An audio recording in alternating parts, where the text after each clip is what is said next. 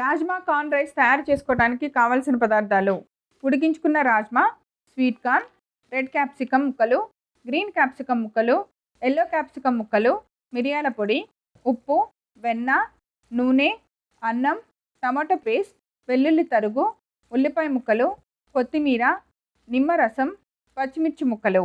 Rajma corn rice తయారు చేసుకునే విధానం: ముందుగా స్టవ్ వెలిగించి పాన్ పెట్టుకొని అందులో వెన్న వేసి కొద్దిగా నూనె కూడా వేసి బాగా వేడెక్కనివ్వాలి. తర్వాత సన్నగా కట్ చేసిన వెల్లుల్లి ముక్కలు వేసుకోవాలి. కొంచెం ఫ్రై అయిన వెంటనే ఉల్లిపాయ ముక్కలు, పచ్చిమిర్చి ముక్కలు వేసి ఫ్రై చేసుకోవాలి. తర్వాత టమాటో ప్యూరీ వేసి బాగా ఫ్రై చేసుకోవాలి.